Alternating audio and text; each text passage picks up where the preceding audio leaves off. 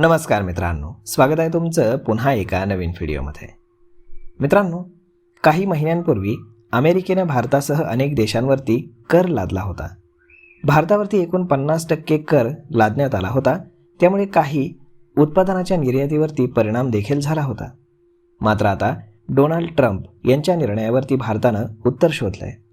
भारतानं आपली निर्यात वाढवण्यासाठी मुक्त व्यापार करार म्हणजेच FTA या प्रक्रियेला वेग दिलाय। अमेरिकेच्या निर्णयाचा परिणाम कमी करण्यासाठी आणि भारतीय मालाला नवीन बाजारपेठ निर्माण करण्याकरता भारत आगामी काळामध्ये अनेक देशांसोबत नवीन व्यापार करार करणार आहे आणि याबाबतच्या तयारीला मोठा वेग आलेला आहे। मिळालेल्या माहितीनुसार अमेरिकेनं कर लादल्यानंतर भारत आता आपल्या मालाला नवीन खरेदीदार शोधत आहे। भारत सध्या युरोपियन युनियन, न्यूझीलंड आणि चिलीसारख्या देशांसोबत करार करण्याच्या आधी अंतिम टप्प्यात आहे। याच आठवड्यात ओमानसोबत FTA करार अंतिम होण्याची देखील शक्यता आहे। ओमानची राजधानी मस्कत येथे होणाऱ्या एका कार्यक्रमात पंतप्रधान नरेंद्र मोदी उपस्थित राहणार आहेत।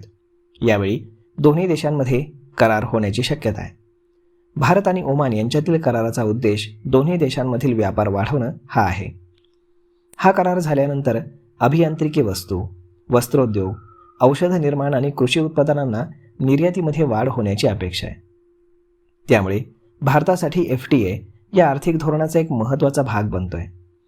अशा प्रकारच्या करारांमुळे भारताचे जागतिक पुरवठा साखळीमधील जे स्थान आहे ते मजबूत होण्यास आणि निर्यात वाढण्यास आणि रोजगार निर्मिती होण्यास मोठी मदत मिळणार आहे। अमेरिकेने ऑगस्टमध्ये भारतावरती 50% आयात शुल्क लादलं होतं। यामुळे भारतातील अनेक क्षेत्रातील निर्यातीवरती याचा थेट परिणाम झालेला पाहायला मिळाला। कापड, वाहनाचे पार्ट्स, धातू आणि लघु उद्योगांना याचा फटका बसला होता। त्यामुळे आता भारत आपल्या वस्तू विकण्यासाठी खरेदीदार शोधत आहे। भारताचे सध्या 26 देशांसोबत 15 FTA आणि 26 देशांसोबत 6 प्राधान्य व्यापार करार आहेत। तसेच 50 देशांपेक्षा जास्त देशांसोबत करारांवरती बोलणी सुरू आहे।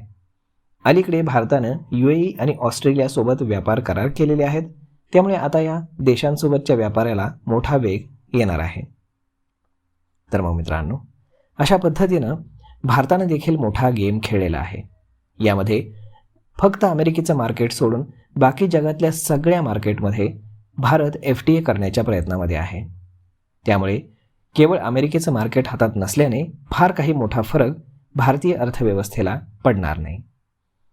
तर मग मित्रांनो, सरकारच्या या निर्णयावरती आपलं मत काय हे तुम्ही आम्हाला कमेंट करून नक्कीच सांगा।